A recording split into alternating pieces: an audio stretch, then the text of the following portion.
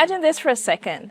You're scrolling through social media and you come across a video of a very popular world leader making a deeply offensive comment.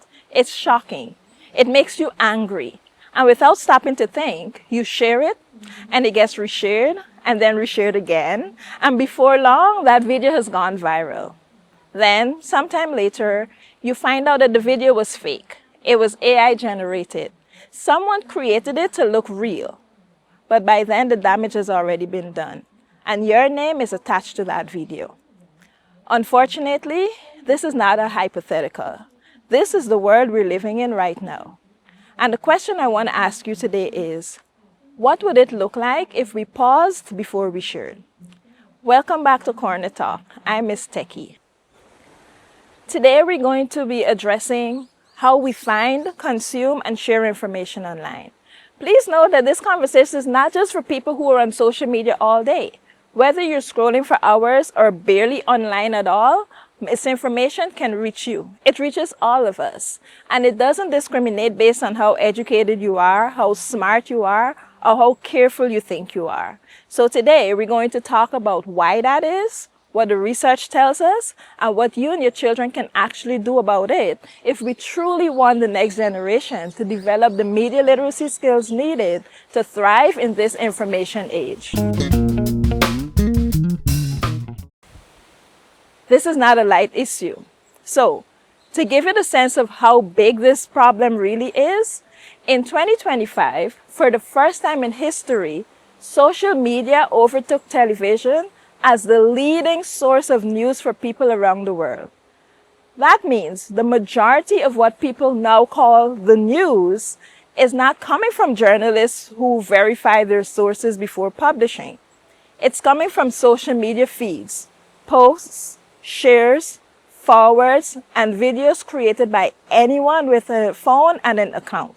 And according to the Pew Research Center, 2 in 5 people under 30 in the United States now say they regularly get their news from TikTok. That is mainstream.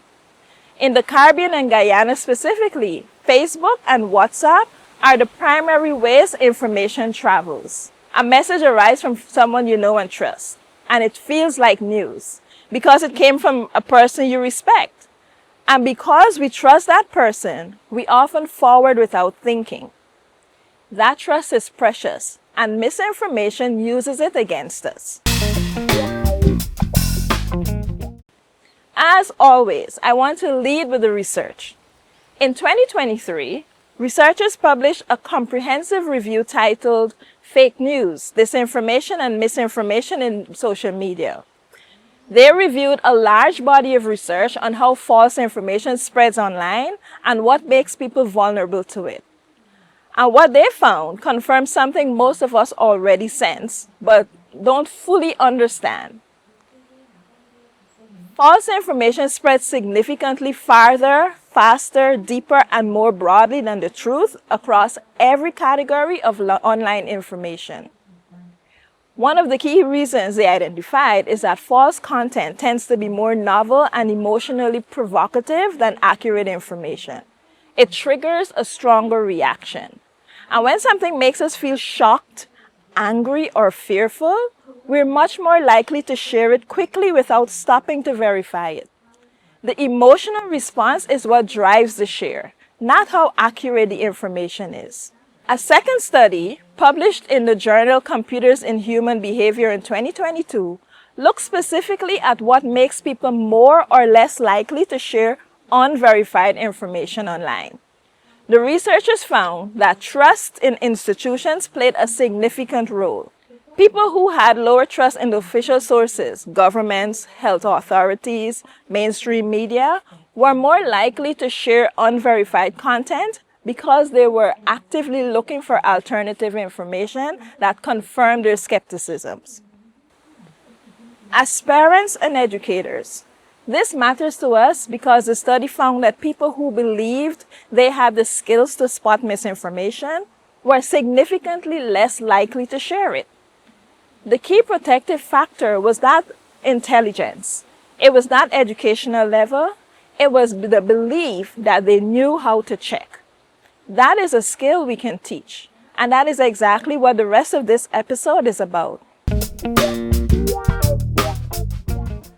Now, there are actual reasons why misinformation spreads so easily, and it's not because people are unintelligent. It is because of the way all human brains work. There's a psychological phenomenon called confirmation bias. It simply means that our brains are naturally drawn to information that confirms what we already believe. We notice it, we share it, we trust it. And we tend to overlook or dismiss information that challenges our existing views, even when the challenging information is true. Let me give you an example. Imagine you're a supporter of a particular political party. You see a story that says another member of the opposition party did something dishonest. Your brain accepts that quickly and easily because it fits what you already expect. Now imagine the opposite. A story that says someone from your own party did something wrong. Your brain works harder. You question the source. You look for reasons not to believe it. And that is not a character flaw. That is confirmation bias. And every single one of us has it. This is exactly why that AI-generated video scenario I described at the beginning of this episode travels so fast.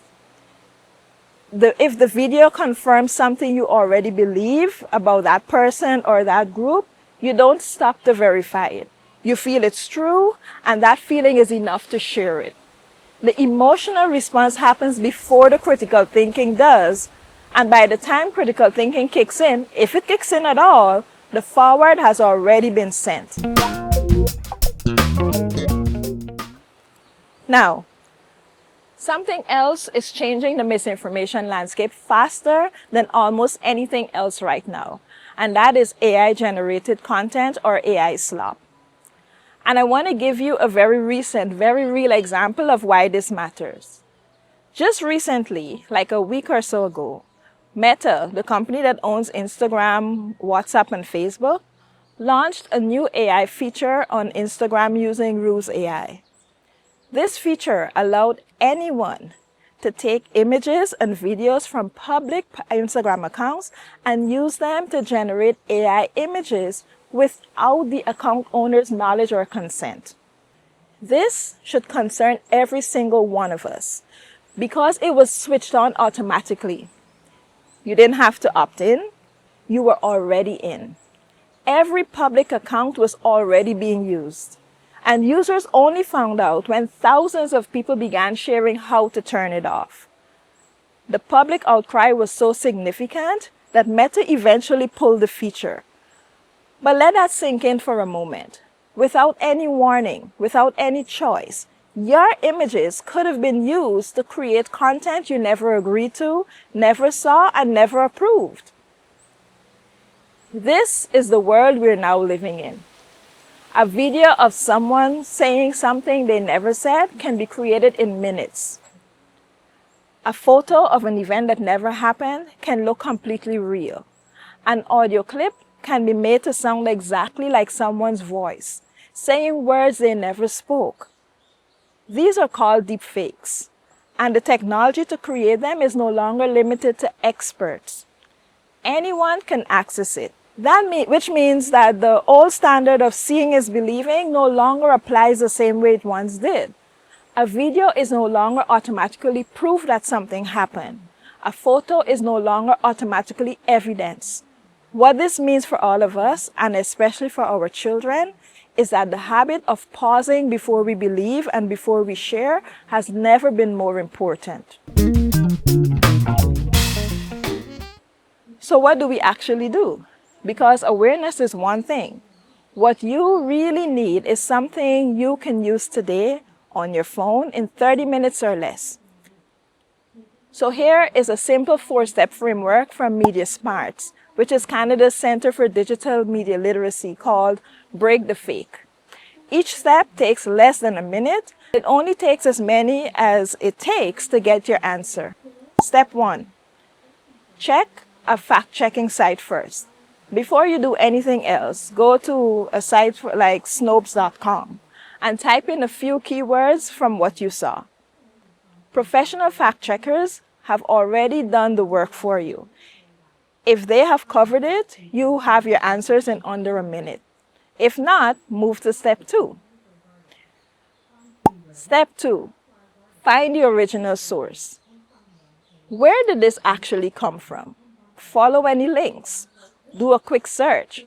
Try to trace it back to the original, not the 10th version that has been shared and reshared. Information changes as it travels. The original often tells a very different story. Step 3, verify the source. Ask 3 simple questions. Does this source actually exist? Is this really from who it claims to be? And does this source have a track record of correcting mistakes? If you cannot answer yes to all 3, that is a warning sign. Step 4, check other sources. If something real and significant happened, more than one credible outlet will have covered it. Search the news tab on Google, not the main search. If you cannot find the story covered anywhere else, that is almost certainly telling you something. Now let me talk about how to bring this into your home. Because these habits are not just for adults. Children need to be learning this too. And the good news is you don't need to make it feel like a school lesson. Some of the most powerful media literacy teachings happens in ordinary moments. The dinner table question. Once a week or even once a month to start, bring one thing to the family table. A headline, a WhatsApp forward you received, something a child heard at school, whatever that is, and ask together, how would we know if this is true? Who is saying it? Why might someone share this? These questions build a habit of thinking before believing long before children are navigating social media on their own. The before you forward rule. Make it a family practice. Before anyone shares something in a group or on their phone, they ask one question. Where did this come from? If no one can answer that, it doesn't get forwarded. When you do this out loud, when you say, let me check this before I send it, you're teaching everyone around you that pausing is a strength, not a weakness. Teach the algorithm early. Tell your children the app puts the most exciting and most emotional content right to the top of your feed. Not because it's the most true, but because it's the most likely to make you stop and react. Knowing that changes how you look at everything you see. Use games. There are free online tools, the Bad News game and the Cranky Uncle game, that let families practice spotting misinformation techniques in a fun format. Both are completely free, and I will link them in the description below. Here's a challenge before our next episode. Find one thing that comes to you this week. A WhatsApp forward, a Facebook post, a video on TikTok or YouTube, and run it through the 4 steps we talked about today. Check the fact checker, find the source, verify the source, check other coverage. Then come back and tell me in the comments what you found. I genuinely want to know. And if this episode helped you see something different, share it with someone in your family, your school, or your community group. Because the more of us who have these habits, the harder it becomes for misinformation to travel. This is Corner Talk, where we get real about technology, rooted in research and ready for real life. I'll see you in the next one. Shalom.